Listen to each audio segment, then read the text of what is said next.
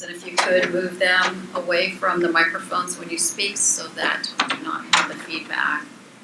I'd like to welcome you to the California State Board of Optometry board meeting. And you may notice that board members have computers and iPads and iPhones and all kinds of electronic tools before us. We use these to assist us, and they provide the resources, including our electronic materials and either online access to our regulations and other books, or we've brought those with us. We ask for public comment on each agenda item, as this is the official business of the California State Board of Optometry. And as such, I ask that everyone be respectful of the need to conduct the board's business. Should anyone disrupt the meeting, I ask that the person conduct himself or herself in a manner that permits the board and allows us to do our business. If for some reason I forget to ask for public comment on an agenda item and you wish to speak to that item, please raise your hand and you will be recognized. All speakers, let me remind you that you have 3 minutes to speak or less to please stay on topic, to please speak clearly and into the microphones, which should be on and ready and available for you. We plan to end today at 5 o'clock, and we are taking some agenda items out of order like we did yesterday. Dean Grafilio, our new executive over at DCA, is coming to speak to us, but he is attending another board meeting first and may be about 15 minutes late, so we'll work around his schedule. And as you know, we started agenda item 9C yesterday, which was tabled, and we will be bringing it back again today. So with that, I would like to ask our item 20 is being moved up to 11 a.m. I'd like to ask our secretary to take the roll, please, so that we can establish a quorum. Sid Brandbein. Here. David Turetsky. Here. Rachel Michelin here. Donna Burke. Here. Madhu Chawla. Martha Garcia. Here. Glenn Calgucci. Here. Deborah McIntyre. Here. Mark Moradami.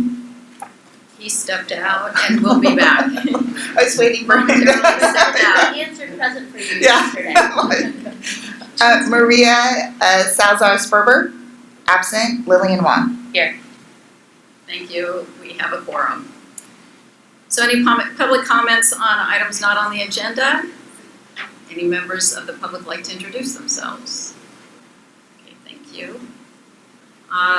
The public may provide general comments during this time for items not on the agenda, or if a comment is related to a specific item and you wish to hold your comment until that agenda item, that is fine as well, and we'll be sure that you are heard.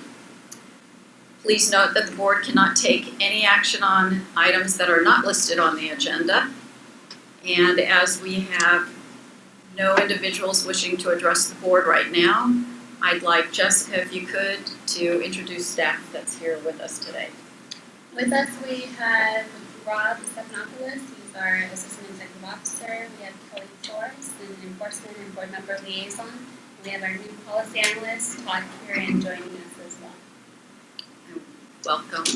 Welcome to the team, and thank you, all three of you, for all the setup and all of the organization that you place into these meetings, so thank you. I had mentioned that we have our new Director of DCA coming. That's the next agenda item, so we'll go ahead and postpone that. And I'll start then with the President's report. First, I'd like to address that the board meeting dates, we have the introductions though, so the board meeting dates are listed here in November. November 3rd will be in Riverside. January 28th will be in the Bay Area. January 26th will be in the Bay Area. April 20th in Sacramento. August 3rd in San Diego. November 2nd in the Bay Area. We're obtaining cost assessments for different meeting locations, so we do not have the meeting location for you quite yet. We'll be providing data to the board leadership and we'll evaluate whether we're going to meet at a federal or public facility, or we'll be meeting at a hotel. A lot of it will have to do with cost savings for the state. Yes. I just, this is maybe wishful thinking, but should the children's vision bill get out of assembly appropriations and should it move forward to the floor of the assembly, it probably will be heard in January. I'm just putting that out there. I just looked on the website, they've not put up the calendar for 2018 yet, but I'm just saying that there's a possibility around that January 26th day, we may be here. We may want to be in Sacramento at the Capitol working on the bill. I think there's time. I mean, by November 3rd, we'll know. So, I'm just putting that out there.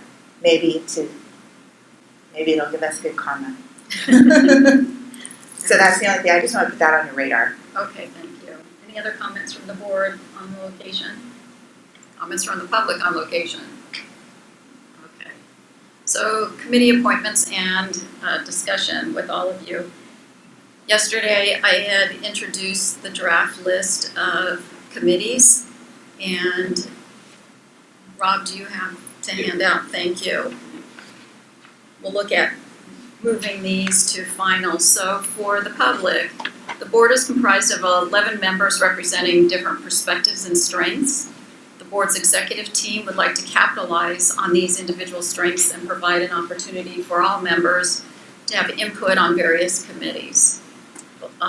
We have several committees that we identified yesterday and recommended participation have been called out and listed so that the public knows what these committees do. Leg and Reg, or Legislation and Regulation, is responsible for recommending legislative and regulatory priorities to the board and assisting staff with draft language for board-sponsored legislation, as well as recommending official positions on current legislation.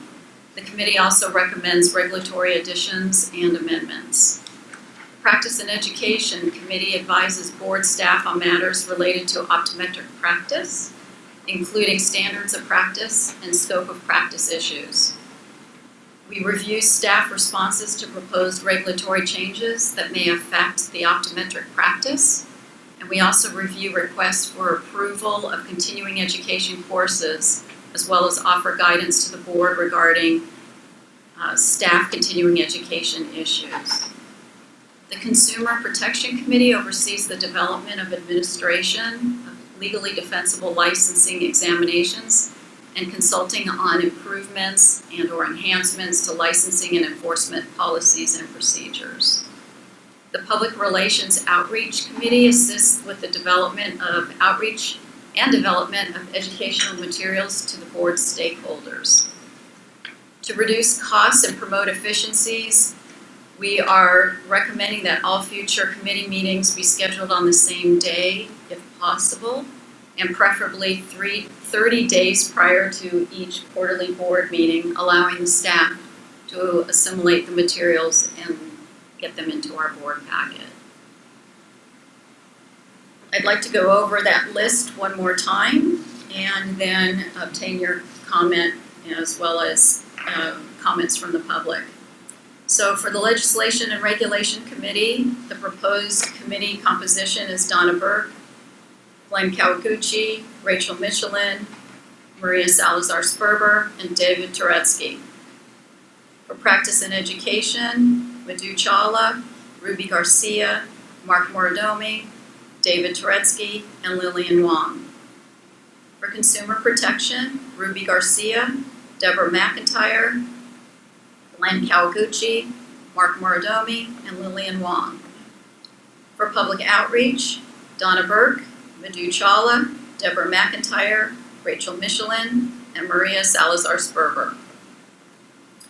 For our work groups, Children's Vision Work Group, Glenn Kawaguchi, Rachel Michelin. For the Foreign Graduate Work Group, Madhu Chawla and Lillian Wong. And the Dispensing Optician Committee, Ruby Garcia. The Mobile Optometrics Facility Work Group we introduced yesterday and the board voted on, And I am receiving input from those of you who would like to serve on that committee, and then I'll get back to you, work group, and advise as such. Having thought through that work group and taking a look at those who are interested, it makes sense to me to integrate this into as a subset of Leg and Reg so that we can have efficiencies, so we're not creating another series of steps and materials for our staff, but it will be directly linked to Leg and Reg. That's the proposal at this time. The guidance for the committees, again, to meet at least once before the next board meeting, select a chair at your first meeting, come up with a handful, say 3 or 4 deliverables and targets for next year that focus on your mission, and to meet quarterly, please, at least the month before the meeting. Any comments on committees or further input that you'd like to provide publicly, and if not, you can send them in to Jessica. Yes, Ms. Garcia. I like the list of objectives. I'm just wondering if we can have a copy of what you were indicating to me quarterly, and if we can have a list of that, that would be great. Great. Will do. Yes. So if the goal is for us to all have the committees on the same day, right? So can we just, can Jessica, can you just send out a couple of dates that work in your schedule, in the staff schedule, so that we can just put it on our calendar? I think that would be easier, don't you think, right? Well, I think, for sure. Right, because correct, so you're anticipating we all come to Sacramento and we're meeting in, is that how, or they call, I'm trying to figure that out. When you say meeting on one day, what does that mean? So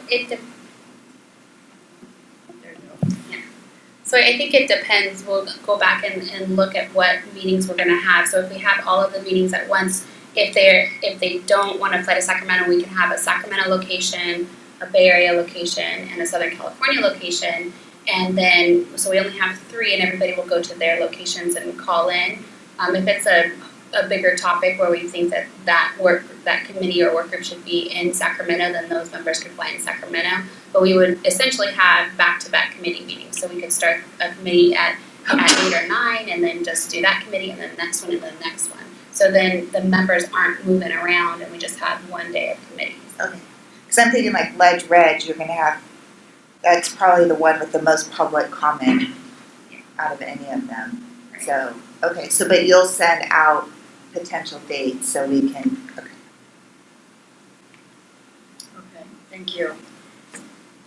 So DCA hosts a quarterly directors meeting. It's a phone call with EOs and presidents together with staff of DCA. On the last call, I wanted to let you know that we had discussed a new tool called Quality Business Interactive Reporting Tool, or QBERT. And it provides transparency into licensing across the DCA family as to what the application workload is looking like. This will not only help our team, but the public as well. There will be new digital print services, so even DCA is migrating to an e-world, and there'll be less reliance on paper down the road. Legal Affairs has had a fair amount of staff changes. Virtually every board has had a shift in their legal counsel, which we expressed our concern, as has been the past case each year. We tend to have turnover with our board, but we're not alone. There were probably 8 or 9 who spoke up on the call and shared the same sentiment. As we have a new leader for DCA, he is committed to work really hard towards allowing all boards to maintain consistency amongst legal counsel for more than a year at a time. And with that, again, I'd like to reintroduce Mina Hamilton, who is joining us. Kurt remains a supervising attorney, and we are still part of his workload. He didn't get rid of us yet. But we welcome you again, Ms. Hamilton, and thank you for your counsel.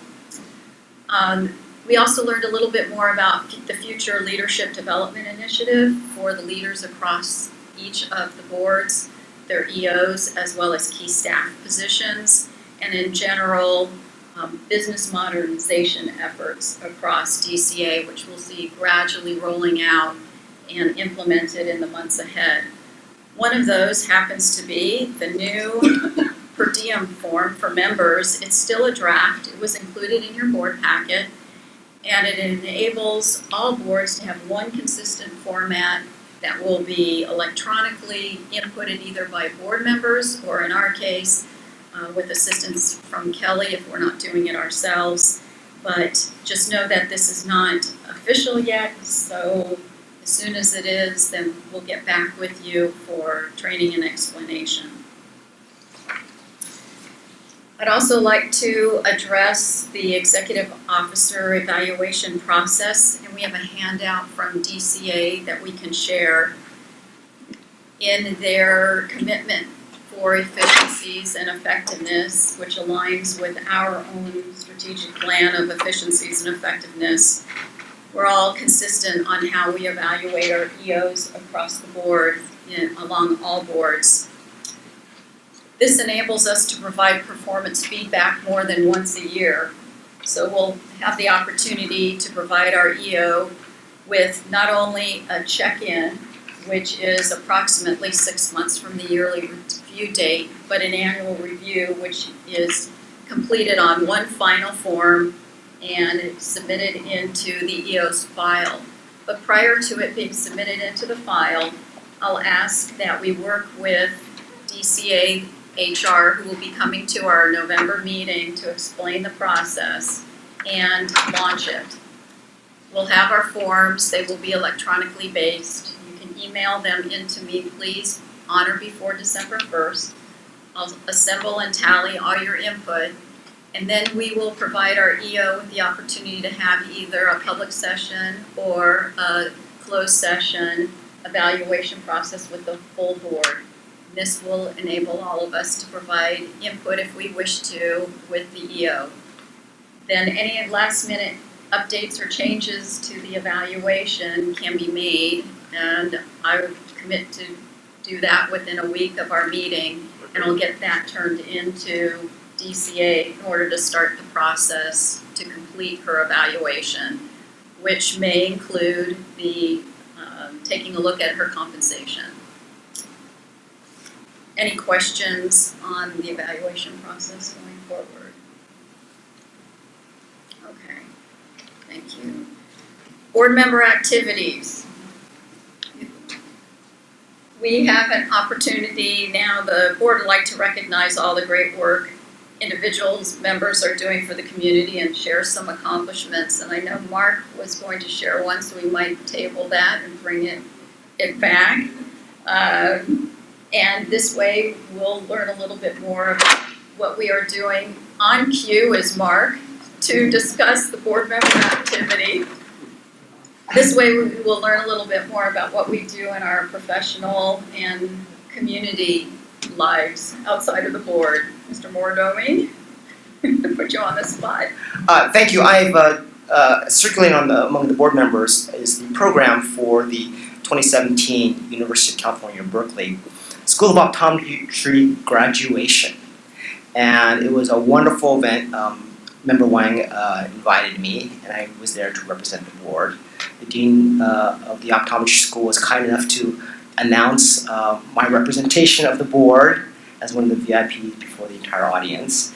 And those of you who have kids in college can understand this, but there's just something very extremely heartwarming and exciting to see these very young, well, young to me, energetic, inspiring, optimistic optometrists ready to embark in the profession, and then seeing the families. This is the most important event for the families in their lives, and to see their kids become professionals in our profession. So it's truly inspiring. If you ever get a chance, I highly encourage all of you to do it. But it puts purpose into what we do, and I'm sure they'll be very fine professionals, and we'll never see them before us. You'll be seated in front of Dr. Wong only at graduation. How's that? Thank you. Any other? Ms. Garcia? We have for about 5 years now going to celebrate the opening of the 2-year degree program for opticians at Moore Park Community College. So Dr. Kawaguchi's been involved. They're excited just to have board members work with them, and we're excited. The core classes will start in January. So wish us luck. If you know students who want to attend, please. And we're hoping to spread out through California. It just takes a little time to do that. The other 3 years ago, we established the State Society, the California State Society for Opticians. We're going to be celebrating our 3rd conference at Knott's Berry Farm in April, and you're all welcome to come. We're slowly growing. Every year we have it, it keeps doubling, and more opticians keep coming. They do need a place to continue learning their profession. Any other announcements? No? Okay, thank you. So let's move on to the agenda item 10, please, the approval of the board minutes. Mr. Hepler, did you want to address the board on the process of the approval of the minutes and what approval denotes? I think there was now everybody's going to hear me.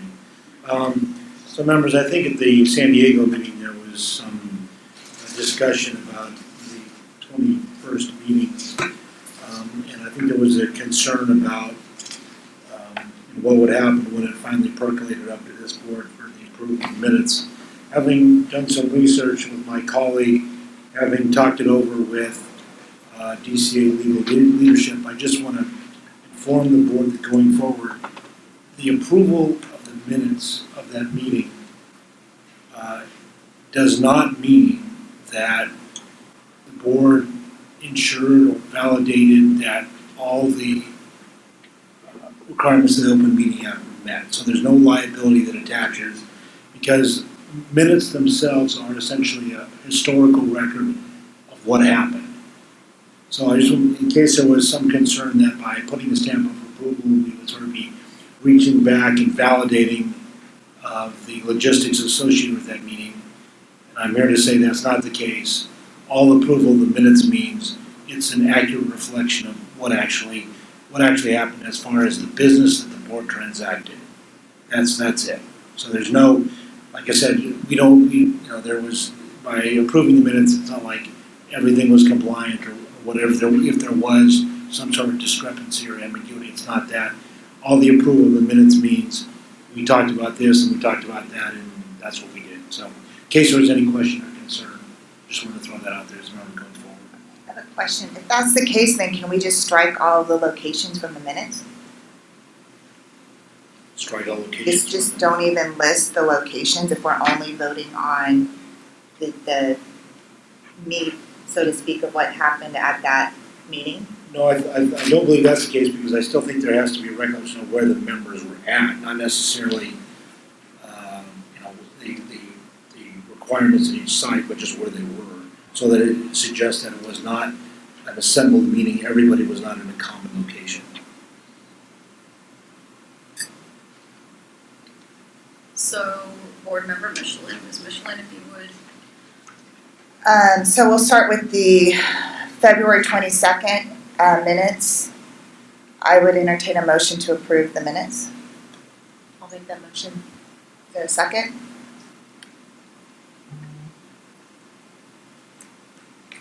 Second. Okay, I'll call, hold on. Oh, public comment? Is there any public comment? Is there any board member comment? Yes. Just a silly little thing on item 15. Throughout the document, it refers to Dr. Wong as Dr. Wong OD, and at number 15 it refers to her as Ms. Wong. Okay. So I just think it should be Dr. You can fix that before you post it, right? Yeah. Any other, yes? So I was absent at this. I was absent at this meeting, but as I understand, either Roberts rules or maybe the law, it doesn't preclude me from approving or voting on the minutes if I feel that they're accurate. Mr. Mordomi, you are correct. Any other board member comment? So, we'll vote on the minutes. I'll take with Dr. Trexi's amendment of changing number 15, correcting Dr. Wong's title.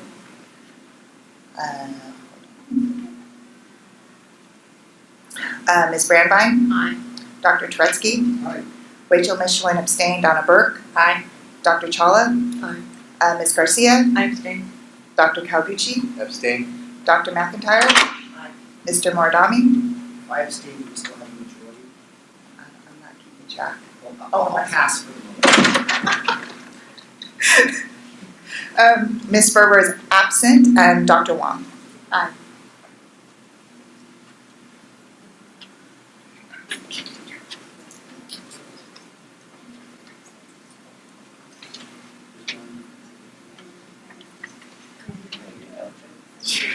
So Ms. Brandwein was aye, Mr. Dr. Tretzky was aye, abstained.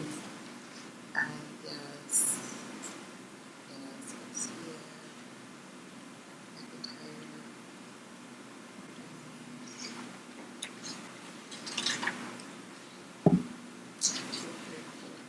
5, 6, 7, 6. And then I'll abstain. Dr. McIntyre, are you aye or you abstain? Aye, yes, she's aye. So I will entertain a motion. I present before you the April 21st board minutes. I will entertain a motion to accept those minutes.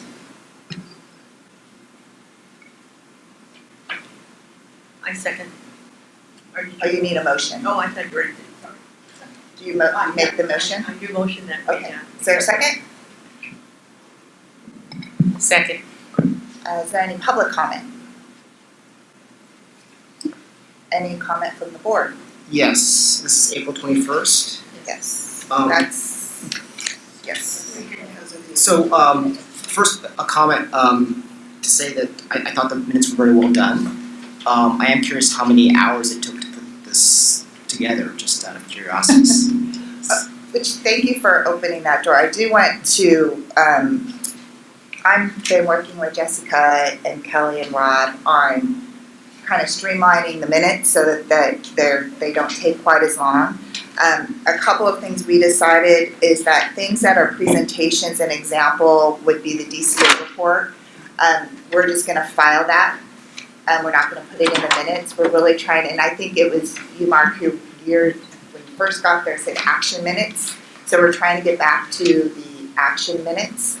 But I do want board members to know that any of the documentation, the staff will keep on file in case there's ever a question or anyone from the public wants to go back. But we figured with the webcast, in some cases with the recording of a phone call, and then keeping some of the hard copy reports, we've covered our bases in terms of streamlining the minutes. Yes, I completely agree with that, and with an additional footnote that if there's something that we think should be in the minutes that we said, it's on us to either note it at the meeting or when we go in the minutes to say, hey, I said this, please put it in the minutes. On that note, on section E under enforcement program, there was the discussion, questioning and answering by me about the time frame required for the high priority cases. And a question for anyone, but probably Jessica. I recall Jessica explaining that these high priority cases, one of the major reasons, in fact probably the only reason why they take so long is a lot of them are settlement cases. And meaning for members of the public, these are cases that are settled in court, and because of the nature of the court settlement, they may become high priority, but it takes a lot of groundwork and cooperation by the parties to get that information before we can proceed with a case. And I thought so that explanation is here. I thought I had suggested that in your report you note when there's, an unusual delay in your report for high priority cases, to note in your report, 6 of these cases are high settlement cases, or something like that. I don't recall seeing that in your enforcement report this time. I'm making that a suggestion. If you think it's a lousy idea, that's fine, but I think you can explain why, it's a high priority case, so that kind of sets off red lights, but it ain't our fault that it's taking so long. We're trying to get the information, but the parties are not cooperating or whatever. And just a short notation to these settlement cases. So you want that amended into the minutes? Yes, if the board doesn't mind, I think it's nice to have that. Just the one line? Well, that I'm suggesting that there be further explanation in the executive director's report about when it's a high settlement case, then Okay. it's a high priority case, that and if it's a settlement case, why it's taking so long. Okay. Okay. Okay. Any other board member comment on the minutes? So we have a motion and a second. But the motion is to amend. The motion is to approve the minutes with the additional amendment from Dr.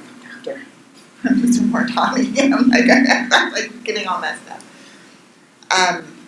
Okay, so Sid Brandvine. Aye. Dr. Turetsky. Oh, I'm sorry, public comment, Oh, I did. Oh, again. Oh, public comment. because we amended it. Is there any additional board member comment? Okay, so Ms. Brandvine. Aye. Dr. Turetsky. Aye. Ms. Michelin votes aye. Donna Burke. Aye. Dr. Chawla. Abstained.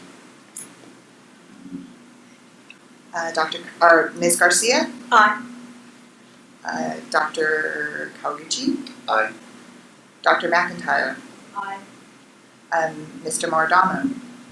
Aye. Sorry. Aye. Ms. Berber is absent, and then Dr. Wong. Aye. Motion carries. Okay, and then finally, we have the May 8th minutes. So I will entertain a motion to approve those minutes. I'll make the motion. Is there a second? Second. Public comment? Any board member comment? No? Okay, I'll call the roll. Ms. Brandvine. Aye. Dr. Turetsky. Aye. Ms. Michelin votes aye. Ms. Burke. Aye. Dr. Chawla. Aye. Ms. Garcia. Aye. Dr. Kawaguchi. Aye. Dr. McIntyre. Aye. Mr. Mardami. Aye. Ms. Berber is absent, and Dr. Wong. Aye. Motion carries. Thank you. So now we'll move back to agenda item 8, as I see that our new DCA director is here, if you'd like to join us. And Ms. Lawley, if you'd like to join us and introduce yourself.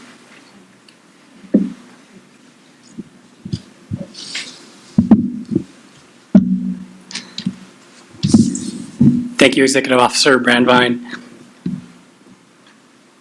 Pardon me, that was a misnote. Okay, we're doing that all Yes, the more. We're becoming doctors. Executive Officer Sieferman. Lawyers, we don't work on it. He sprinted from headquarters. No, I know. President Brandvine, board members, thank you so much for allowing me to introduce myself to you today. Ms. Michelin, I'd be remiss if I didn't say it's nice to see you again as well. I had the pleasure of meeting the Executive Officer, Vice President Turetsky, and President Brandvine a couple months ago. So it's, again, a pleasure that I'm able to meet the entire board today. It's been since March 20th that Governor Brown appointed me to DCA. It's such an honor. It wasn't part of my plan in 2017, but as I learned more about the opportunity, how so much of DCA is in line with my values, my beliefs, as I learned more about the opportunity, I obviously decided to embark on this new experience. And the 4.5 months has gone by extremely quickly. As you could imagine, not only with the Optometry board, but the 38 other entities under DCA, there isn't a dull moment at DCA. I jump from issue to issue quite quickly. I've been telling folks it's a good environment for my self-diagnosed attention deficit disorder. So I'm looking forward to working with all of you as my tenure on at DCA continues.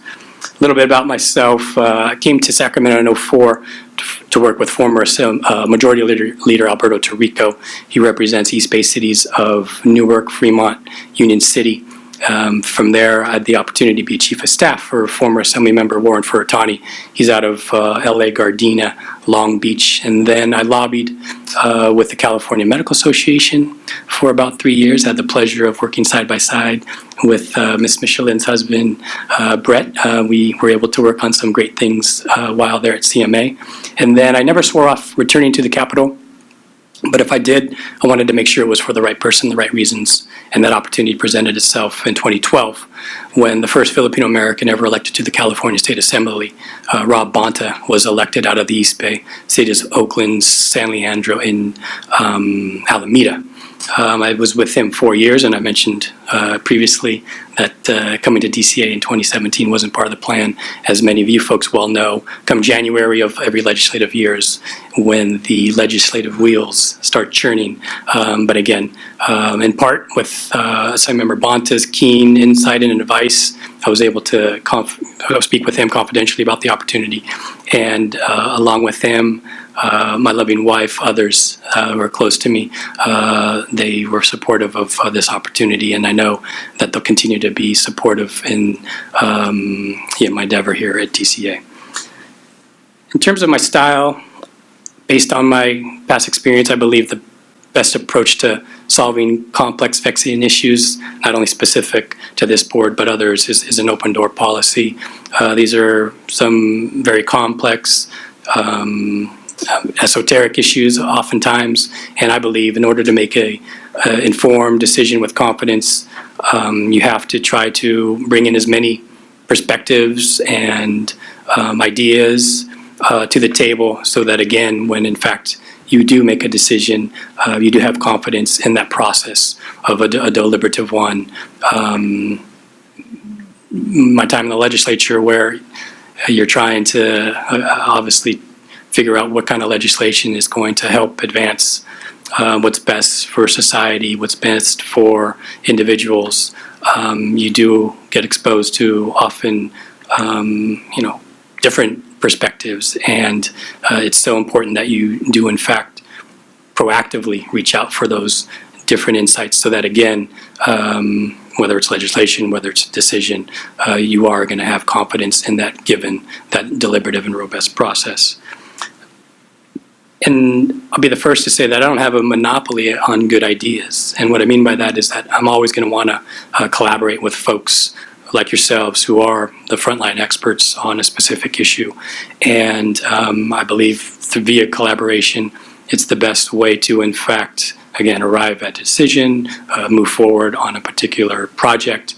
And the rhetorically maybe, the more buy-in and the more collaboration that is involved, I think that just bodes well for not only that particular issue project, but for going forward and working on things that inevitably is going to come our way. As I mentioned, with DCA's multitude of programs, boards, and bureaus, there's a lot of moving parts. I'm so very reliant, not only my senior staff, but I think all reasonable minds would agree that the backbone of any organization are in fact its staff. In the 4.5 months that I have been at DCA, I've tried to reach out to as many, attend joint labor management committees, go to appreciation barbecues in my line of work, and I think so many others. The best way to, in fact, create an environment in which hopefully folks are going to be able to operate at their fullest potential is literally having that initial interaction and sharing a little bit about myself, as well as hoping to hear a little bit about them. The last thing I want anyone at DCA and beyond to feel is like being a cog in a wheel. I think so many of us have decided to come to DCA, be a board member, is because of our belief in consumer protections. And as long as we can continue to remind ourselves of the larger goal of this board, of DCA, we do in fact can admit that there is common ground that we should start from, despite the vaccine issue or question at hand. I know that you have a lot on your agenda today. I'm not going to take any more of your time. I'm happy to answer any questions, but please do keep in mind that you're only permitted to ask 4.5 month threshold questions. Thank you, Mr. Parker. Yes, Ms. Morrison. I'm proud to say that in Director Graffalo's job, he represented my district out in the East Bay, so I'm very proud to see him as a director of our agency. I wanted to say two things about the department. One is I hope to continue a very good supportive relationship that our board has with the department. A lot is a tribute to Christine, and we've had a great working relationship. So if we can continue that, thank you very much. The other thing I request is that that when it comes to things like legislation, that it's very important that you be straight with us. You know, I know the legislative calendar works very fast, and decisions have to be made very quickly, and there are interests that you have to represent the DCA. But you know, we are an independent board, and we have our mission to protect consumers and to monitor the industry. So, you know, I know in the hustle and bustle of legislation, things happen, but I really would encourage you to be straight with us on those matters, both to our executive director and our chair. I understand that we're a cumbersome organization because we have to notice meetings and things like that, but you know, at minimum, our executive director and maybe the key officers of our board. Appreciate you mentioning that, Mr. Mordami. I know of no other way than to operate than being straightforward and honest. As you folks well know, may or may not know, in the Capitol there are no secrets, and I suspect that those that believe there are, they're going to be quickly found out. And I've only been able to, in part, continue to, for lack of better terms, matriculate from alleged staff to a chief to a lobbyist back to a chief, in large part because of being forthright, being honest, whether the news is good, bad, or otherwise. I'm going to continue to be the professional that I think everyone should be, and I completely recognize that it does start with me in terms of being straightforward with everyone. Welcome. And I do want to, you know, there's one thing I know about your reputation. It is, and I appreciate that. I feel you are someone who will give the straight answer, even if it's hard to hear. And I do appreciate, because I know where my colleague is coming from. And, you know, I think all of us here want to work with you, want to work with the Department of Consumer Affairs. Having that level of trust and that respect is very important. And I just want my colleagues to know that, you know, you can't get a better guy. I trust what you have to say and appreciate the comments that you made to my colleagues. So thank you. Thank you, Ms. Michelle. Thank you. Any other questions or comments from board members? How about the public? Thank you very much for joining us this morning. Thank you so much. Okay. Nice to see you again. Likewise. All right, agenda item number, let's get the time, we're good. Agenda item number 11, the executive officer's report. Thank you. And first, I just wanted to correct the materials on the actual materials. It says agenda item 15, agenda item 11. Getting a little ahead of myself. For the Breeze update, most of the work has been done on the RDO program. As members, you probably remember the transition. While it may have moved faster in legislation to move the program, it takes a little longer for technology to catch up. And so we had to work with the Breeze team within DCA to move the RDO program from the medical board domain under our domain. We also had to design for all the RDO transactions to go online. because at the medical board they were not allowed to do so. So with that, we had to make a decision because obviously, as you know, the RDO program is only consisting of 1.9 position. And so we had that individual who was the expert in the process. She's also the sole person responsible for those applications. So we had to decide where to put her time and how to spend that wisely. And so we did decide, well, I decided to take her and put her time to development, testing the BREEZE program to make sure that it would run correctly. With that, we did see a backlog to applications. We started seeing a backlog around May. Once we saw the backlog, I authorized overtime for both her and for Kelly, because Kelly used to process the applications. She also helped a lot with the design and development of the BREEZE program for RDOs. So her and Jessica have been working overtime and on weekends to help with the backlog. Completely optional. Obviously, I'm not making them do that, but they are definitely willing to do that, which has been amazing. So I want to thank you. And Jessica's not here, but you guys are amazing. Rob also was out on baby bonding for a while, and as soon as he got back, he went full time to help with the BREEZE project. At the same time, DCA also devoted significant resources to get this in on time. The difference between this transition and what we did when we went live is that a lot of that was vendor driven. They were doing all the work. This was the first time the DCA team did it completely. They had, I think, a little vendor interaction, but it was driven by DCA. So it was a big win for DCA, a big win for us, and we were able to get them. So all the RDO applications are now online. They can renew online, apply online, and they can change their address online. That went live in June. So now we're working on the outreach methods to let them know that this is available, because another thing that we realized once we got the program, and I think I've mentioned before, is that we don't have a lot of really good mechanisms to contact these licensees. There's a lot of addresses of record that are out of date. Out of the 4,500 licensees that we got, we had maybe 500 email addresses. So we're working on getting that outreach out to those registrants, and we've also talked to big corporations who have these registrants there to get the word out to them, to let them know that this is available. Every time they call in, we try to get their email address and let them know that these are services available online. So we're working on it, and I think we'll go more into detail with the DOC update later. But I think that this is definitely a step forward.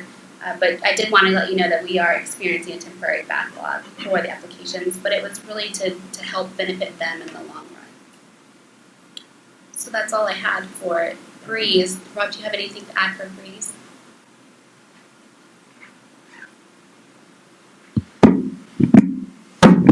No, I just wanted to echo what you were saying about being appreciative of the BREEZE team and the resources that they dedicated to this project, because it was really impressive to see how much work they actually dedicated to getting the RDO program live. I mean, I don't want to say that they skipped breaks and lunches and all that kind of stuff, but I think at a few moments they actually did. So I just wanted to thank them again. All right, so with that, we'd like to turn it over to our budget team. They're here to present on our budget expenditure reports and our fund conditions for both the optometry and RDO fund.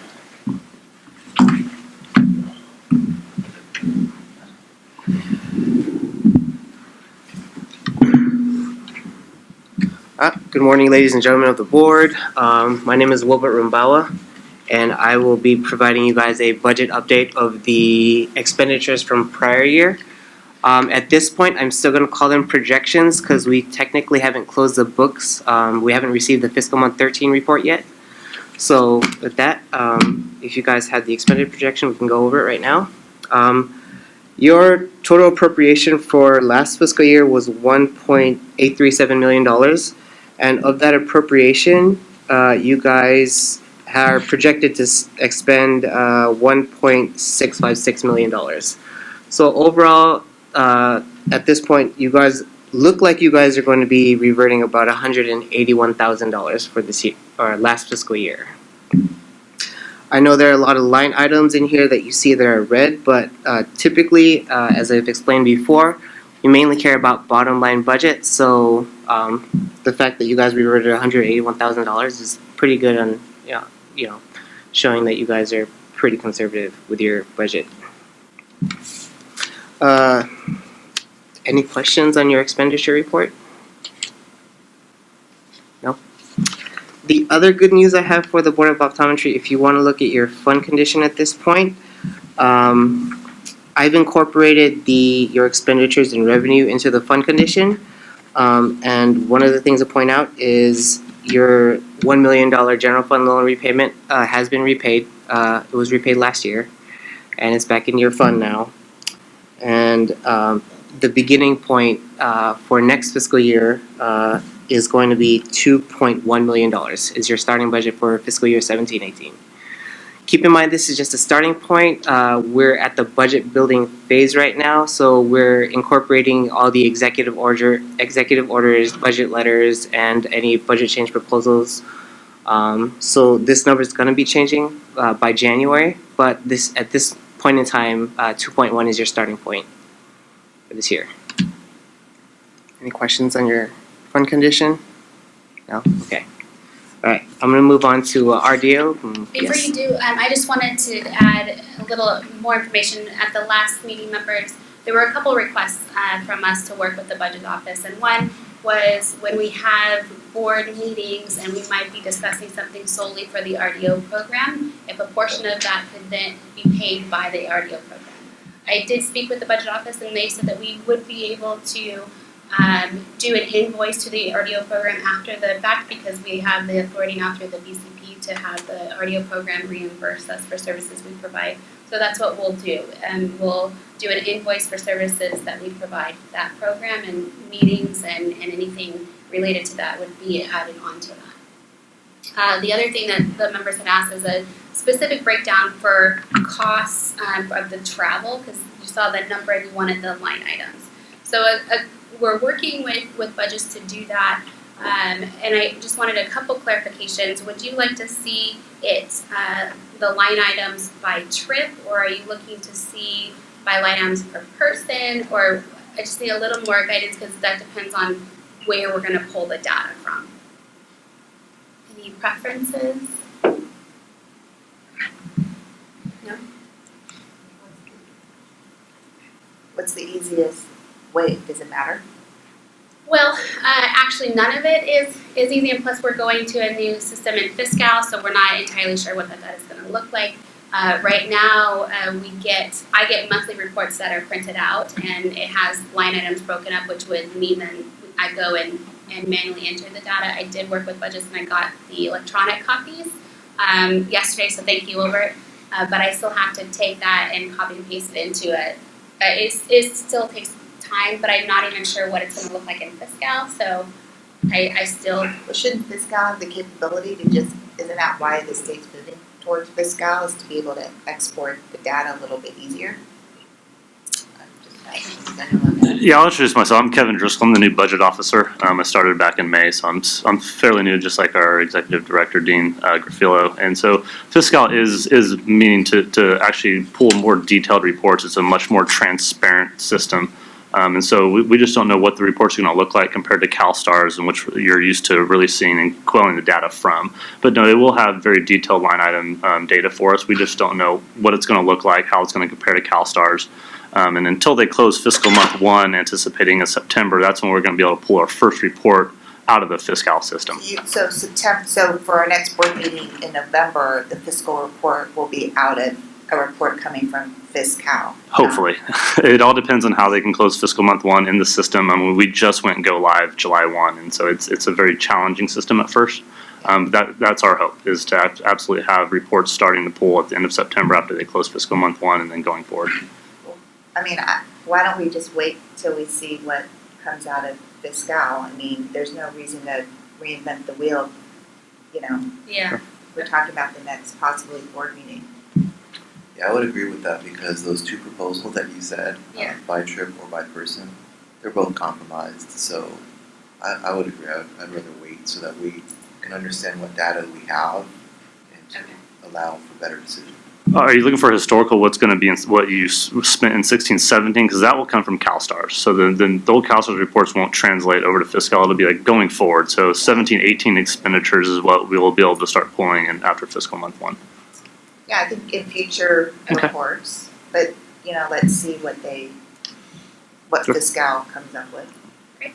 So will it look different, like even the reports that we're getting The back? report you're getting, no, it will not. It will be more the reports that we provide to the executive officer, Seiferman, and how we put the data into here. But these reports won't be That'll changing. stay You the might see some slight line item titles changing so we can mimic what fiscal is reporting, but no, these documents will remain the same. Okay.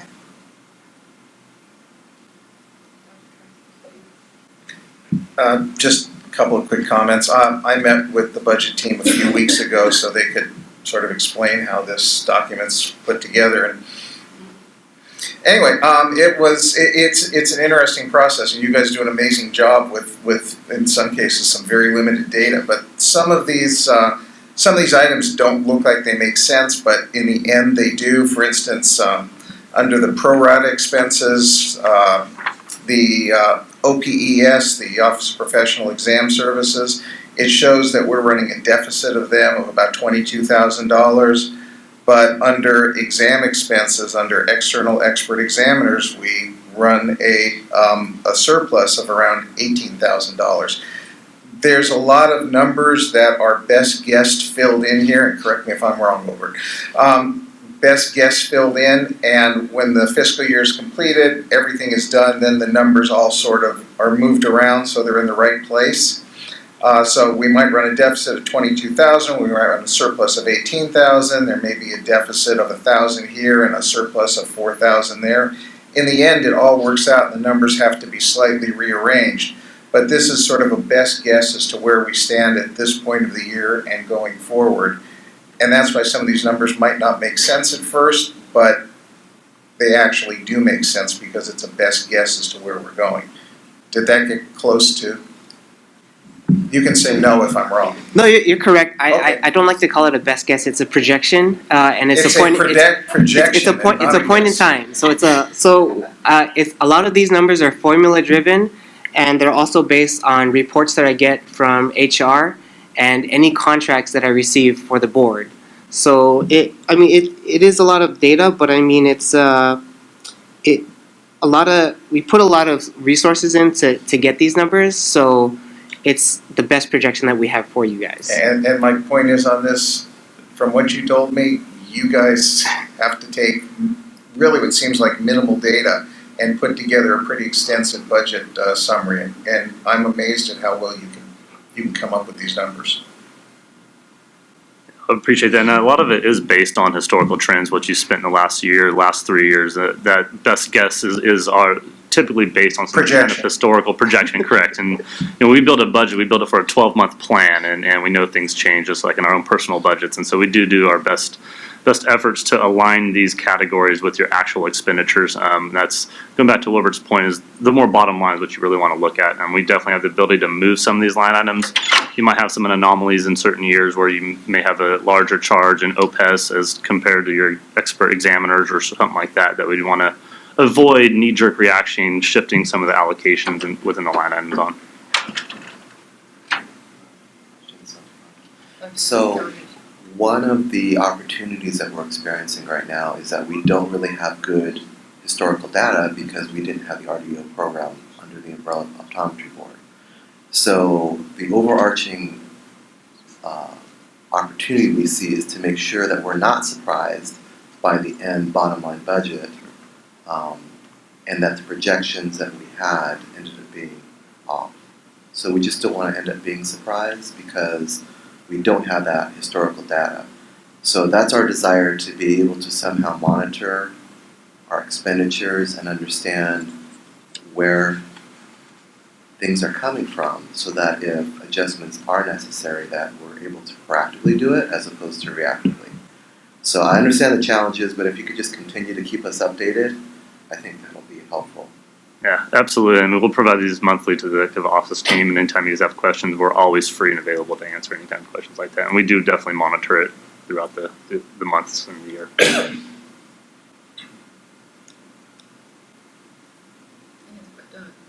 So, I heard the good news that the state has paid back the $1 million loan Correct. we gave. Are there any political implications to that, positive or negative? Like, would somebody in the legislature say, well, we're not gonna approve a fee increase because you have this extra $1 million in your account now? Or, you know, what are the possible political implications might there be with this payback? Yeah, I think This money is in our funds now. if you were bumping up against your statutory reserve requirement, if that was really that loan would to exceed your statutory requirement and your months in reserve, and you were to go to a fee increase, that could potentially be looked at. I know you guys are going to be looking at a fee increase hopefully fairly soon. I mean, I think they look at the overall picture. There's obviously some risk involved if they were to pay back one and you ended up with 30 months in reserve and you're asking for more money in a fee increase. That definitely could be looked at and scrutinized a little bit. But I think you have a justifiable. This $1 million loan isn't putting you at risk at that point to parallel on your fee increase going forward. Any other political implications that you can foresee? Well, there's always political implications that I can't foresee, but I think as far as the loan repayment, no. I think as long as you're maintaining your months in reserve and you're expending, appropriately, I don't see too much concern there. All right, well, actually, I'm going to turn it over to Rob to give the personnel update. Thank you.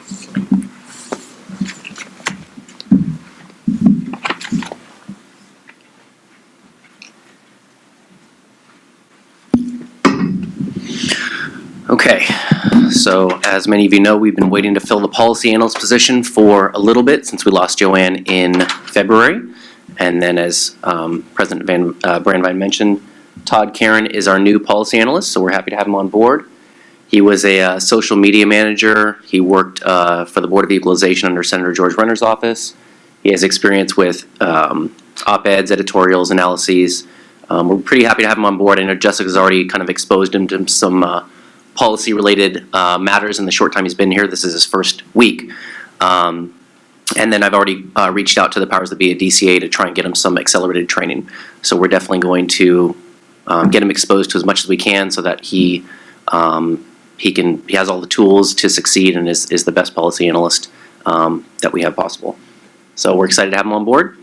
The next update is that our licensing lead position is currently vacant. We lost our licensing lead in mid-June. Shortly thereafter, we posted for that vacancy. The applications have all been received. I'm going through those applications. We received a lot of applications, just like with the policy analyst position. We received a lot of applications, which is good. And in the next few days, I'll be scheduling those interviews. Provided we have a good candidate pool, I would assume that in the next couple of weeks, I should be making an offer, and then we'll be hiring that licensing lead. Luckily, even though we don't have a licensing lead right now, obviously it's an important position. We have Carol Wilson, who is our retired annuitant, who is so graciously taken up the mantle of licensing lead. She did it before. She trained our previous licensing lead, and then once we hire this new licensing lead, she'll train that person as well. I realize that she is a retired annuitant, so she isn't there full time, but I think her experience kind of makes up for that.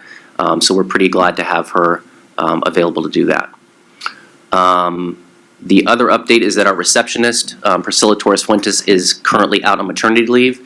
She left, I believe, May 25th. She's gone for a year. So she's gone for a little bit. Luckily, Nancy Day, Brad Garding, and Christina Eklund have volunteered to take on those receptionist duties. They've worked together. They had little meetings, and they decided how they were going to split up those receptionist shifts.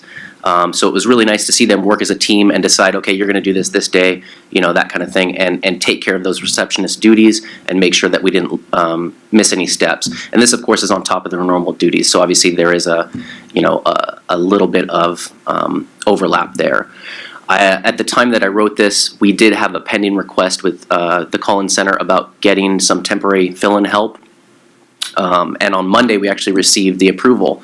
So on Tuesday, because I said we need that person right away, on Tuesday, Abby LaCure has come over from the Collins Center. She has obviously call-in experience, so she has that receptionist experience. She also has significant amount of Breeze experience. So I think with Nancy, Christina, and Brad filling her in on the nuances of optometry, I think it's going to be a good fit. We have it for a couple of weeks. At the end of that time, I'm going to try and get an extension. However, if it isn't approved, then we'll go ahead and post for a seasonal or limited term position once I partner with HR and see what we have to do, because I understand I don't want to have Brad, Nancy, and Christina having to do kind of double duties for an extended period of time. The IDPs, I think last year I mentioned that we had gone through the individual development plans, and these are basically an opportunity for staff and management to come together. They have a one-on-one meeting, and we set forth objectives and ways to reach those objectives for the upcoming year. Last year was a little bit different because obviously with the restructuring of staff, a lot of the duties that were assigned to staff previously were found to be either duplicative or not applicable, or someone else was doing them. So those duties were updated, and at the time those IDPs were done, part of the IDP is to do a performance measurement of the previous year, and we didn't find that it would be appropriate to assign someone brand new duties and then basically measure their performance against brand new duties. So we basically set those objectives, the goals, and this year, this time around, since we've had a year since the last IDP, we should be able to both set the objectives, the goals, and then also measure the performance over the prior year, since they've had an adequate amount of time to show their skill set. And obviously these are really important because I think it allows staff to gain further experience in other areas of the board, and I think it just expands their skill set. And I think if they want to move up within the state or even outside of the state, I think having a really robust skill set is key, and we want to provide them with those opportunities. So that's the main staff update.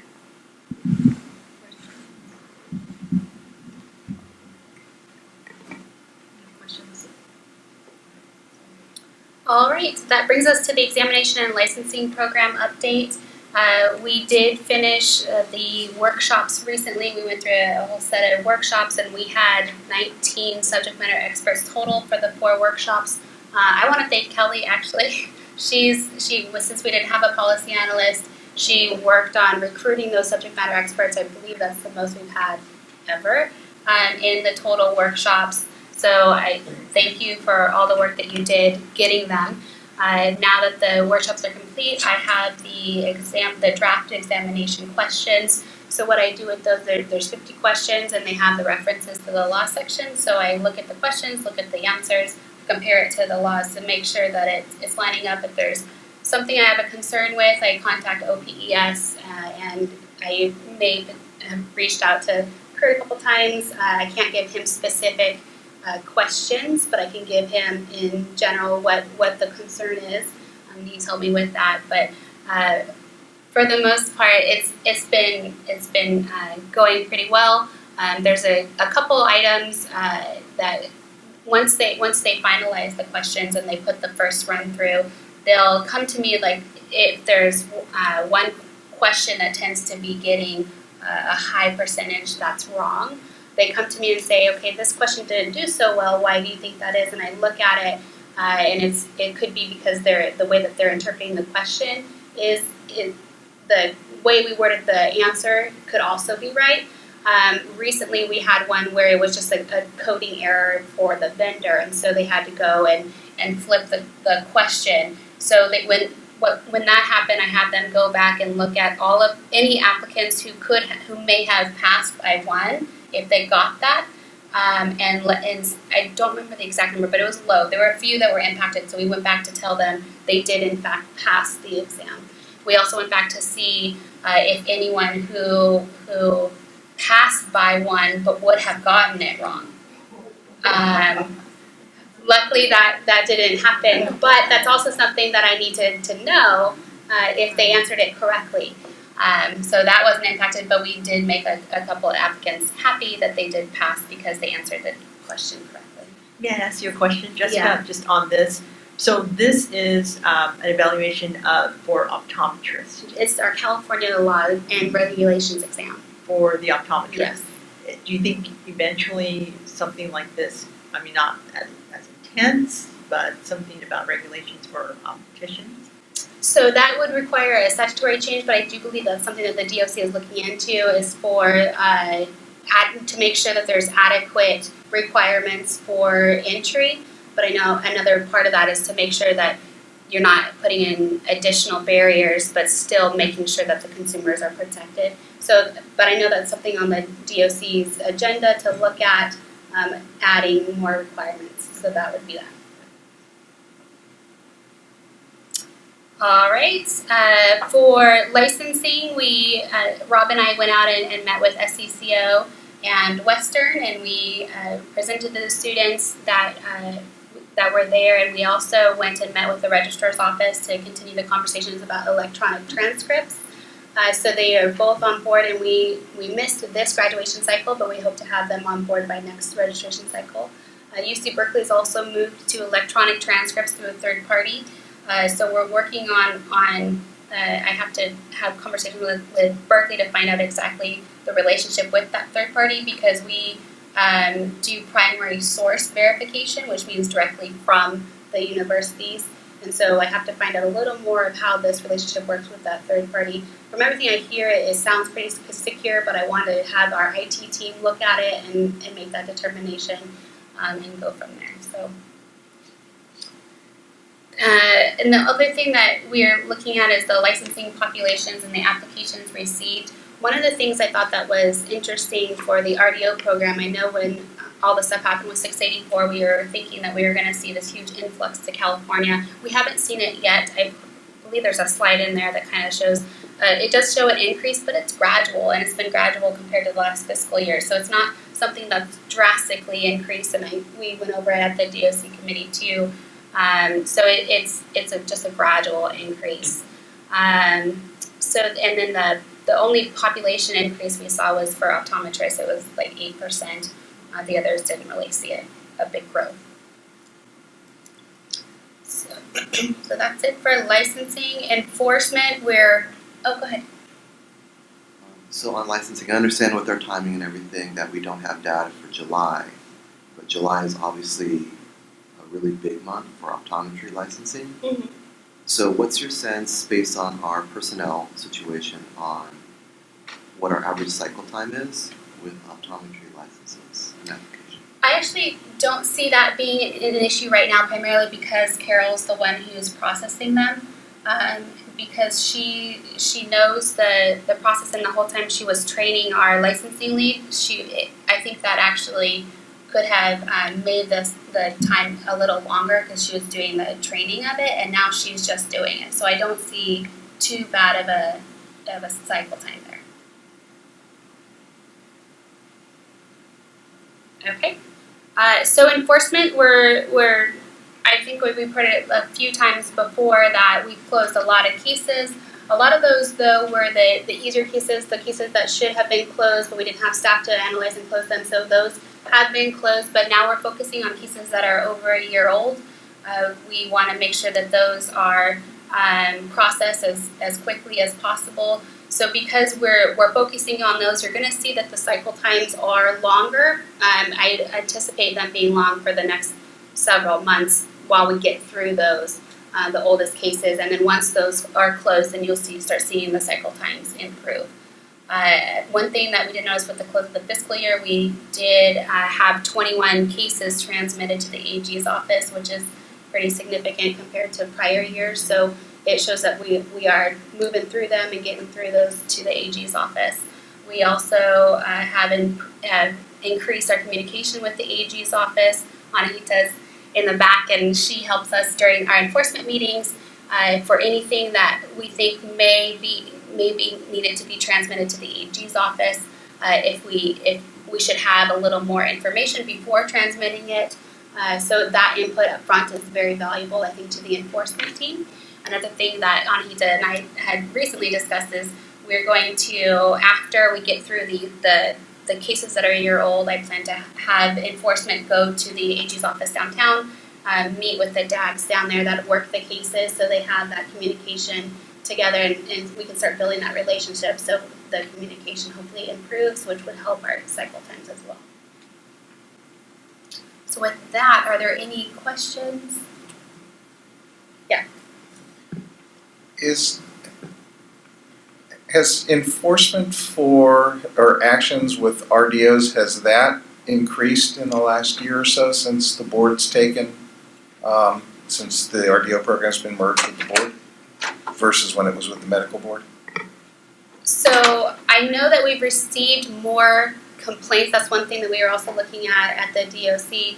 The applications received for the RDO program, I'm sorry, not applications, complaints received for the RDO program, it looks like it did take a dramatic increase. It looks like it almost doubled. But what I since found out is that the medical board, when they received any conviction cases, their licensing unit would handle that, where we handle it on the enforcement side. And so they wouldn't count it as a complaint. And with the convictions, a lot of them, because this is an industry that they learn in prison, a lot of them come to us with convictions. And so with the medical board, they weren't tracking it as a complaint, where we do for tracking purposes on the enforcement side. So that's the only thing we've seen. Mr. Mordomi? So, I think this falls within the general topic of enforcement. Can you turn your mic on? So this concerns just kind of the general topic of enforcement, and there are two kind of major categories I want to ask about.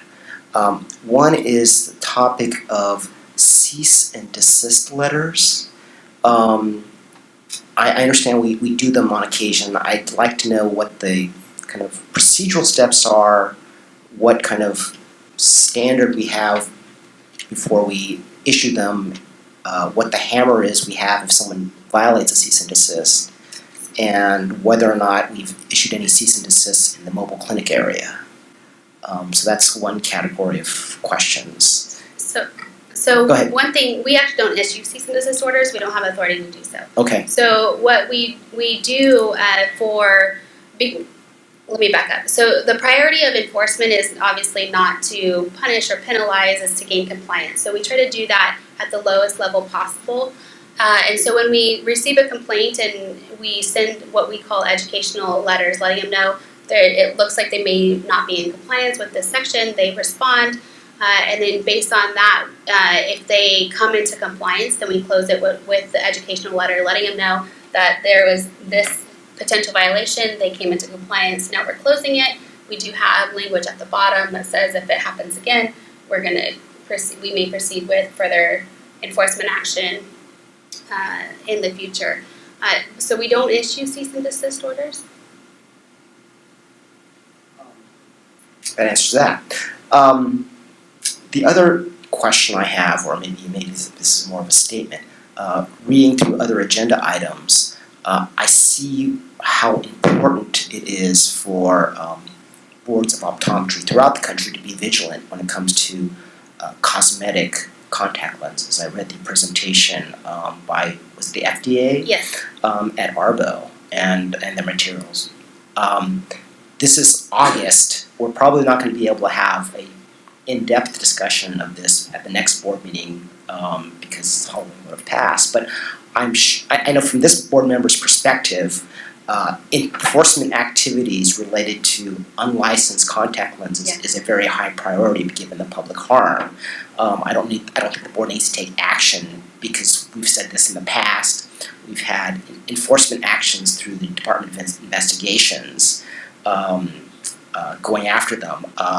If people are watching, we're watching, and I would encourage our enforcement staff to be mindful that Halloween is coming, and if enforcement activities need to be readied, it would be a good idea. And I think maybe when we discuss the public outreach agenda item, we can talk about what the board could do in terms of public outreach to educate consumers.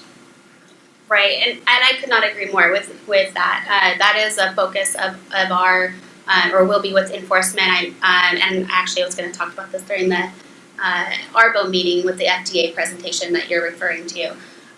So yeah, there's a lot of activity that we're doing. I met with DFI and California Department of Public Health, Food and Branch, and the Food and Drug, thank you, and branch of the CDPH. They also work very closely with FDA. So there's a lot of stuff that we have planning. Obviously, I can't go into detail of what that is, but the plan is to ramp up, spend the next several months doing that. So by the time that Halloween comes, we are ready with some press releases in addition to the outreach campaign that we're going to mimic that the FDA did. So I definitely agree this is a huge thing for us. And possible enforcement, right? Oh, I can tell you there will be some enforcement coming up. Any other questions or comments from Dr. Turetsky? Yeah, we were talking about, we don't do cease and desist, but just informational letters. If an optometrist has an advertising violation or they neglect to have a statement of licensure, is that something which would show up on the enforcement program, or would you send that person a letter saying you don't have an SOL for your business, that needs to be corrected, the person corrects it? Is that considered an enforcement action? And if they do have something like that and it's corrected, does it show up on their Breeze page that there was an action, a letter, something like that issued to them? So those would show up under the cases closed if we didn't take any actions. For those kind of cases, if it's a one-time thing and they quickly comply with it, we close those with no action taken. Those would show up just under the closed numbers. However, if it's a repeated offense or they're not cooperative and they don't change it, then we would issue a citation and that would show. The cases that are closed without any action are not publicly disclosed. They would not be able to see that, but they would be able to see any citations or disciplinary actions that the board took.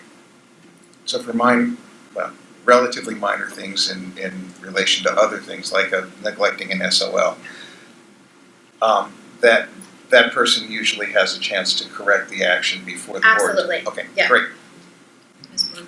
Jessica, if action was taken, can you walk us through what a consumer should do to learn whether or not their optometrist has had such action? We were trying to find something on the website yesterday and had a little difficulty. So if you just go to either our website or Breeze, but on our website there's a link to Breeze, and you go into search by license type, and you search for that individual, and then any action that's public that's taken will be linked to that license. So it's part of the license lookup in Breeze, and there's a PDF link that you click on, and all the information is there. We also are able under I believe the consumers tab, they're on our website. It lists it by year, calendar year, of all the actions that we have taken. So that's an excellent question. I know the state bar has this function, but I don't know whether Breeze does. Please educate me.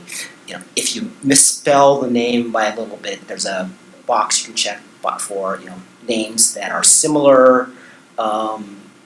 Sometimes people have multiple licenses under multiple names. Does Breeze have that capability to bring all that up? I believe so. I'm not 100% certain, but I do believe so, but I can double check and get back to you on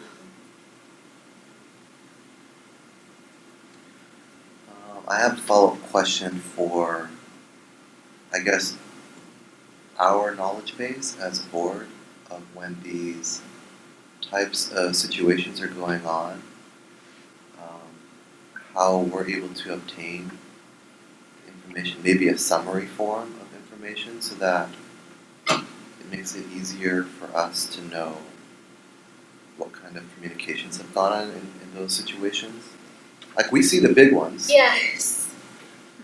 So, and Kurt might need to jump in here, but when it's purely investigative stages, the board members aren't and cannot be involved in any of that. So we wouldn't be able to provide you that information. It's only when it rises to the level to get to the board that you would see it. But you did remind me on one thing. Another thing that I didn't put in the report, and I apologize, but from here on out I will be putting in there that since the last board meeting, the board did adopt one proposed decision, 2 defaults, and 2 stipulated surrenders by mail ballot. So I wanted to provide that update, and in future enforcement meetings you'll see what those are. I can't go over who those are because they're not effective yet, but as they become effective, we'll report it. Okay, so my follow-up question to that would be, there's an investigation that happens, there's a suspicion of misconduct, and then there's a decision that ends up being made to not move it forward as a more formal investigation that is eventually brought to the board. So how do we as a board, because it is our responsibility to maintain a knowledge base on when it crosses the threshold that we'll see it? So if I may, Dr. Kawaguchi, so the board members essentially have the adjudicatory function.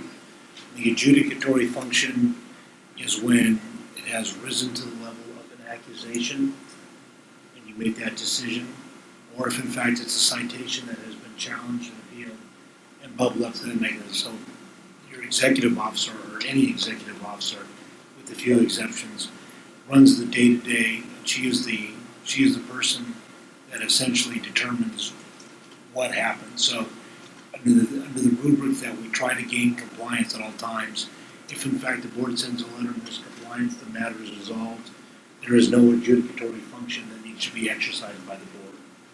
If in fact you issue a citation and it's not appealed, the order of abatement says go do this, and they go do that, again, there's no adjudicatory decision that needs to be made by the board. So your information base is relatively limited in that you only get to see those that cross the threshold of an accusation being filed or a citation being appealed.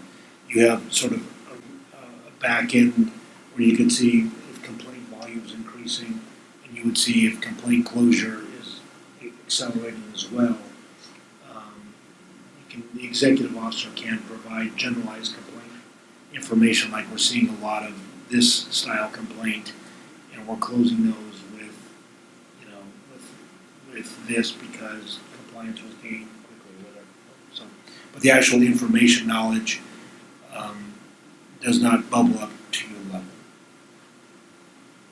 Okay, I'm sure you have a follow-up question. No, thank you for the explanation. So I think that is a potential opportunity for us to know those trends, so that if we're starting to see an uptick in specific potential violations, that we as a board are knowledgeable about that, so that whereas maybe in the past it was just once in a while occurring, but it starts to become a whole wave of violation, that we're able to be more proactive. I have a comment on what you just said, and shouldn't we as a board do something like maybe we're talking about the licensing part, maybe we're talking about the licensing part, and maybe there can be some more training and education about that. I mean, if we are willing to track what is going on, just to help, to say, look, we need to be more aware of this, to sort of would help so that it doesn't continue. So tracked and act. Yeah. There's another comment, Mr. Moragami. So I just want to ask Kurt a little bit of a few questions. I'm not going to suggest what I'm going to ask about, but I just, in the board and its oversight capacity has, I get the quasi-judicial end of things, but we are also kind of a quasi-legislative and policy-making body as well in terms of enforcement policy as to what the priorities are. So, if the board wanted to, if we wanted to see the closure letters that the executive director has issued, those matters are a public record, and we could probably see them. No, am I wrong? I think you could see I think you'd see a generalized, non-individualized one.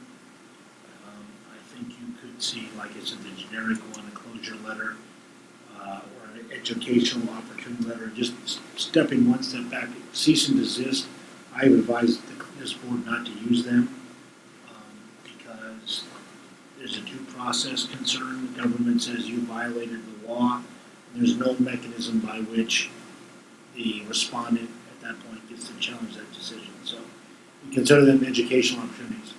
I believe that those letters are exempt from disclosure under the Public Records Act, and I'm not sure what function they would have to the board, because if in fact there was a subsequent action taken against that licensee or the person. In my opinion, if the board knew what happened before and that wasn't in the administrative record this time, then you would have board members would have information not contained in the administrative record. And I think that's an issue. Okay, so a follow-up question to that, and I want to just introduce my comments by saying I think Jessica and the enforcement staff have done a great job, okay? But, you know, how does this board, for, you know, another executive director, monitor and evaluate that director or that enforcement program's exercise of their discretion? I mean, they have discretion.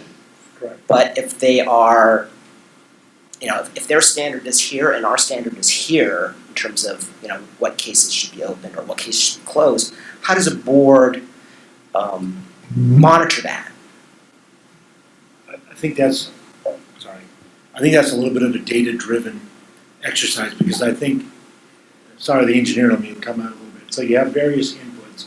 The preliminary input is consumer complaints, right? And also sort of external factors like you see press releases on the sale of the Plano contact lenses, or you see, not UC like UC Berkeley, but you see, news articles or whatever. So those are inputs. And then the executive director is vested with essentially a whole bunch of things in her arsenal. She can use the educational letter. There may be a non-meritorious complaint, a non-jurisdictional complaint. Then if it has merit, then she determines what happens. Is it an avenue of best compliance citation? Or is this a significant thing that the license should be constricted, meaning we're going down the barrel of an accusation? So I think, in my mind, those inputs come in. You would ask the executive officer, can you provide us sort of some generalized data as, not to include name, but sort of the volume and area of those complaints in, because if we're getting a lot of complaints about X, Y, and Z, and I think you could ask the disposition of them in a non-individualized way to say, well, we got 35, pure hyperbole here, we got 35 complaints or awarenesses or inquiries about Plano Lens and Plano Lens sales, and members who gain compliance through this mechanism and this mechanism and this mechanism. And if the board is not satisfied, well, I keep seeing things about children being harmed, or I see some, why in closed session you could ask in closed session about what I'm talking about closed session, the executive officer about the board may have an inquiry about why this mechanism or that mechanism was not changed. Ms. Sieferman, do you agree? I do, and another thing, I don't know if this would be helpful, but maybe for the next meeting I can provide like an overview of the things that we look at in enforcement, what we decide to do an educational letter on versus a citation versus accusation, stipulated settlement or accusations, because there's sometimes that where I see that we file an accusation and I know going into it that we're probably going to end up with a probation with probationary terms. There's other, and I look with the disciplinary guidelines that the board has adopted to help me with that decision. I also use the case prioritization that I believe I provided the members a couple meetings back. But there's some things that I'm just not willing to settle with, and I'd rather that go to an ALJ to make that determination, to hear the respondent and any character witnesses to make that decision and then bring that decision to the board. But I'd be happy to maybe put that on the agenda for the next meeting to go an overview of that, if that would help. And just a comment, Jessica, or a question, that would include optometrists and opticians. Yes. Fine, whenever will fit into your work schedule. Okay. Let's add it to the topic of future agenda items and get it in the calendar. Any other comments from the board? Comments from the public on the EO report? Any of the topics discussed? We're going to go ahead and take about a 15-minute break and then resume. Thank you.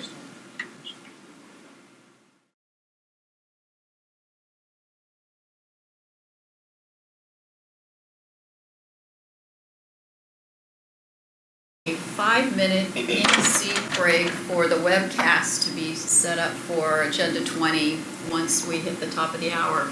So we're going to go ahead and start our next agenda item, make it through about 10 or 15 minutes, but not take action on it until after the call, the item 20 passes, okay? That works with everybody, so we'll let you know. You can do emails during that time, but if you could stay in the hearing room, that would be terrific. Thank you. All right, Ms. Sieferman. Okay, so the next item is agenda item 12. That's my report on the ARBO meeting. The Association of Regulatory Boards and Optometry consists of 66 member boards with the United States, Canada, Australia, and New Zealand. It's a forum for all of us from the regulatory boards to get together annually and discuss topics that are obviously on a national level, and also learn best practices and help each other navigate through the regulatory world of optometry. So there's a lot of really good information jam-packed into 3 days in June. And obviously I can't touch on every single topic, but I did provide a link to all of the materials. And there's a little passphrase this year. They went to all mobile, so you just have to use the passphrase to get to the items. A couple things I did wanted to point out that at a previous board meeting, I believe in November of last year, the members had wanted some more financial information about ARBO and COPE. That I did provide a link to that information. They provide that on an annual basis during this meeting. So I wanted to let you know that is available for your review. If you have any questions of any of the materials, feel free to let me know and I can pass that on. Another thing that is really beneficial, I feel, is I'm part of the committee for the executive officers, executive directors, and before they would meet just at this meeting or maybe have a discussion prior to this meeting, what I've asked of the committee is to set up more quarterly, at minimum, meetings where we could all get on a call, possibly WebEx, and have conversations about matters that are facing our boards. I think that there's so much overlap and we can learn a lot from each other, and so I'd like to utilize that committee a little better than what we've been doing. So we're scheduling that. They're appointing new committee members, so as soon as the new committee comes out, then we're going to start those quarterly meetings. Another thing I've asked for them is that ARBO, as you've seen from the mobile clinic discussion, they serve really as a conduit of information. When one member board has a question, they can send it out to all of the member boards. And then those responses are sent to that board who asked that question. But what I don't see is what happens to that information after it's obtained. So while I might have asked the question today, could be a member board in a year from now who wants the same information, and there's not one place that we can all go to see, so we're duplicating work. So we're asking the same question, going out and doing the same information, rather than start with a baseline of the information we already know. And so we're working on creating some kind of forum that all the executive officers and directors of ARBO can go in and have this information ready to go. So if a board wants a question, that's a much faster way to obtain this information. So I think those are really good pieces of information that are going to help not only our board but the other boards in optometry. Another thing that I also learned through that executive officer and director meeting is that not all boards do criminal background checks. Actually, it's pretty rare to do criminal background checks, and I think that's an even greater reason for us to do not only the criminal background checks, but National Practitioners Data Bank. And so I shared that information with them of what we were doing. One thing that I also am looking into with a couple other executive officers and directors within DCA is looking at joining the FBI RAP-BAC program. With DOJ right now, you do fingerprints and we get subsequent arrest notifications. So that's only within California, but what we don't get are subsequent convictions from the FBI. It's a one-time check at time of application, and we don't receive any subsequent arrests or conviction notifications. The FBI has a new program to offer that, and so we're looking at what has to be done in order to get into that as well. The other really big thing that I think, and Mark has touched on already, is the presentation from the FDA. They're doing a lot of work with the contact lens selling, the illegal distributions. They're looking at wholesalers, and they're looking at the distributors as well. There's a couple stories that came out. One where a teenager in Hollywood had purchased cosmetic contact lenses, and when she went to take it off, she ripped her cornea. And there's another one out of Minnesota that when they went, she was wearing these cosmetic contact lenses that had bacteria, and she had visual impairment in her eye, and it was she'll always have that visual impairment. So it was pretty bad. And they also did a crackdown on, I think they seized a little over 300 contact lenses. They took them back to their lab and did testing on it, and they found a lot of these lenses, because they're not approved to be shipped into the United States for one, but they also contain bacteria that can cause blindness. And so they're doing a lot more outreach. They put together a pretty impressive communications plan that we'll be using to go forward. We're probably going to tap into the Public Relations and Outreach Committee to get this going, and then we have our own investigation side that we're going to launch as well. So with that, are there any questions before I go to the next? Yes, so what I understand is, for clarification, ARVO includes a representative from every state. Well, if they attend, but If yes. they attend, but it's available for every state. Yes. And I think at some point you maybe mentioned there are an organization for opticians. There is, and that's one thing that I'm looking at for us to join as well, because, and I'm not sure if I mentioned it before, but once we got that program, when I had reached out to that association, they had told us, well, California doesn't need to be part of it because it's just a registration, it's just optional. You don't have to register if they're practicing. I had to clarify, no, they do register, and it's a pretty good amount that we have in California, so we need to participate in those conversations, so we're working on that. And I think why they made that comment is because when an optician is working under a doctor, they're working under the doctor's license, and when they're not, then they are registered and have their license. That's the reason why they said that. Well, I think they said, because we use the term registration as well, that was a confusing matter, because registration implies that it's something they can opt into and register, versus the license in California, that's not optional. So I think it's also the terminology that had confused the association as well. So we're working on that. So maybe we can talk about that in our DOC meeting. Yeah. So the last part of this report is some input and our chance for California to provide input on a national level for their exams. They had handed out this survey during the ARVO meeting, and some of the representatives went ahead and filled out the survey and turned it in that day.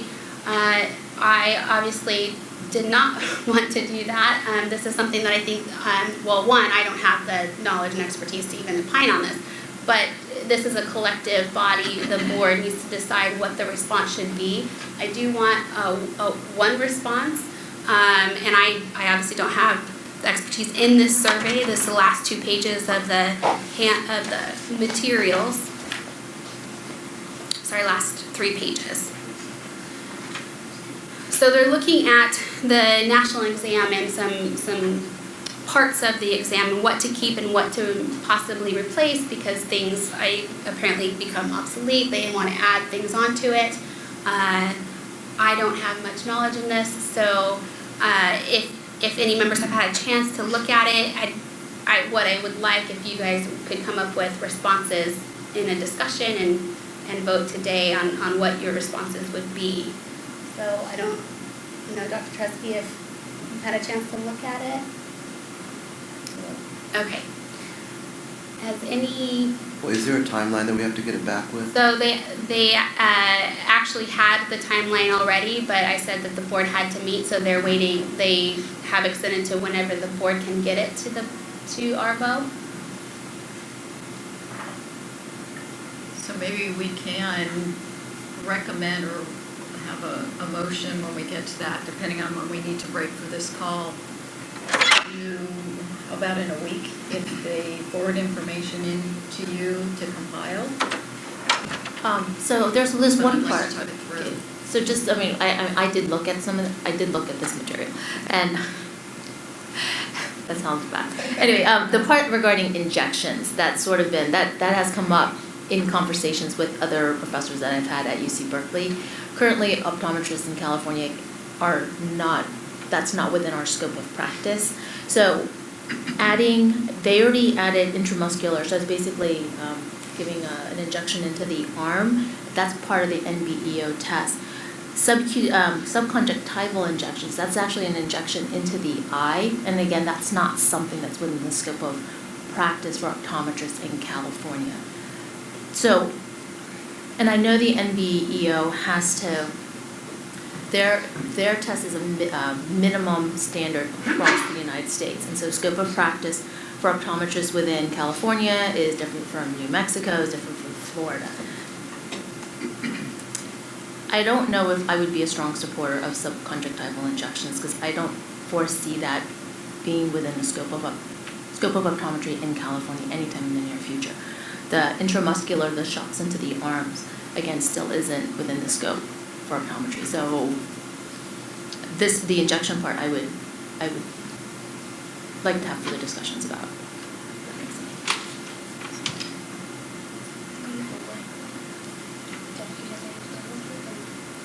Delegate authority to practice and maybe. Yes, why don't we, the new Practice and Education Committee, if we can, we'll reach out to you then to move through some of these items in order to help Jessica prepare the survey so that it does accurately reflect the scope of practices in the state of California. I think that's a good place to start. So then would the board approve the results of the Practice and Education Committee? Or is that just delegated authority for the work group to provide the response to the survey? To provide the response to the survey and represent the board in submitting. If that's, I'd need a motion though. I'd make that I think that's motion fine. that we delegate the full authority to the Practice and Education Committee to finalize the responses and submit the responses on behalf of the board. Second. Okay. And just for clarification, that's for the survey that was provided. is that Correct, correct. Comments from board members on the motion on the floor? I think it's a good idea. We do have, just so the public knows, we have 3 ODs and the lead of our dispensing optician committee on practice and education, together with the public members, so we have good representation. Any comments from the public? Let's go ahead, if we could, Ms. Michelin, call for the vote.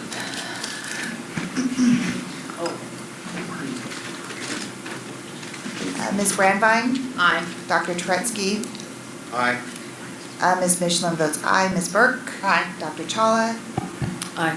Ms. Garcia. Aye. Dr. Calgucci. Aye. Dr. McIntyre. Aye. Mr. Moradami. Aye. Ms. Berber is absent, and Dr. Wong. Aye. Motion passes. Can I ask a quick question? Go ahead, Dr. Koreski. Dr. Wong, do students at Berkeley have any exposure to doing subconj injections? No. Aside from watching it being done? Not at this time because it's not part of their board exam. They have instruction on intramuscular injections right now. But If somebody does an externship in another state where injections are allowed, would they get experience in that case, right? Or if they're working at a VA or? so I guess if they're working at a VA, depending on where the VA is and what the interactions are between ophthalmology and optometry, they could. I would have to ask around. I haven't heard of any interns doing subconjunctival injections during their 4th-year rotations. So, but again, I would have to ask around. I don't foresee them doing any because they haven't been instructed on how to do them. Intramuscular injections, they do have a course on. So I have a question for the executive officer. Yes. So, assuming that the NBEO passes this, they decide that subconjunctival injections are an appropriate subject to be tested. Folks from California probably wouldn't be able to do that section, having never had any practice in it. So if it becomes part of the NBEO test, I believe then the schools would, Dr. Patel would if you have anything to comment. I'm assuming that the schools would then introduce that as part of the curriculum. So even if it's not within the scope within California, not all of our students stay in California, so you would still have to teach that to the highest standard. But they would be testing to do something that's currently not within the scope, but they would be taught to the highest standard. So, Dr. Patel, if it's something that I cannot do right now under regulations in California, and yet I'm going to be taught at the school, is that okay? Is that something that the law allows you to do under the tutelage of another OD who also is not licensed to? We would then have to be certified. So in order for either one of us to teach it, like it's just the same thing with glaucoma. Before I could teach glaucoma certification, all of the instructors at Berkeley who were part of that course had to become glaucoma certified, and then you could then teach them. My concern is that the NBEO says, yes, we're going to test you on this, but the legislature does not give us the authority to do that as part of our license. But then you wouldn't be practicing on a live person. So with intramuscular injections, there are faux arms that the students practice on. So, but the thing is that just because our California students don't all stay in California, we definitely have students from out of state. So again, you have to teach them. So if somebody wants to practice, I don't even know, is it in Florida? In whatever states you could do subconjunctival injections, you would have to teach the students so that they could go back to those states too. I agree 100% with what Dr. Wong said, and same with us. They're not practicing on live arms. It's like a pseudo arm that they practice doing the injections on. But that way they're prepped if they are going to different states that allow these services to be done. One other caveat is that if you do not pass it on the NBEO test for at least the intramuscular injections, you can still practice in the state of California. So just because you fail one section doesn't mean that you can't practice in California. Okay, thank you. Can I ask also that when the Practice and Education Committee meets, that they make aware the 3 optometry schools in California, that they're going to be having a discussion about the subject, just so if they want to send representatives or have representatives, they could. Good point, noted. I want to go back a little bit. I'm sorry, but the FDA information was really interesting. And so I had a question about the meeting. Last year at the meeting, if I recall correctly, there was discussion about online refraction. Mm-hmm. Were there any follow-up discussions that happened with that at the meeting? No, not too much. I mean, there was a legal update that I had provided that they kind of went over some cases involving emerging technologies, but there wasn't much discussion.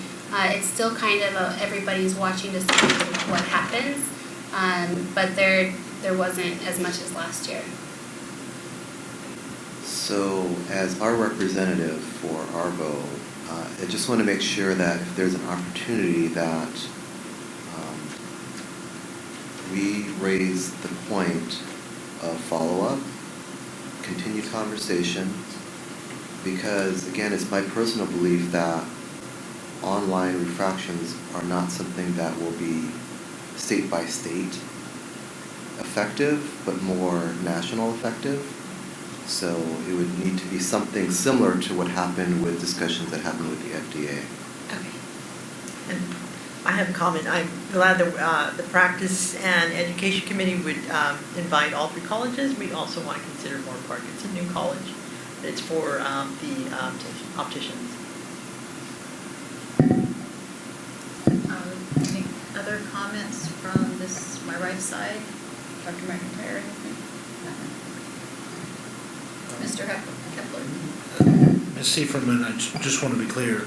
So we sent this to the board just voted this to the committee to tackle it, and my presumption is that it'll be tackled at an open and noticed meeting. Correct. Right. And then the results would be compiled, or the committee would vote on what it wanted to include, and then transmit that to ARVO, is that kind of what you're thinking? I believe that was the intent of the motion, yeah. Okay, all right, thank you. Any other comments on the item? All right, we're ready for our 5-minute stay in. I'm sorry, we do need a vote. That would help. Do we have a motion on that? Oh, we did? Oh, I'm sorry. We did. I'm so We sorry. did. Thank you. We did a pass. We'll take the 5-minute stay in place if we could while agenda item 20 is teed up for us. And if you could turn your mics off, the phone call comes through the mics, I understand. They're all connected. Thank you.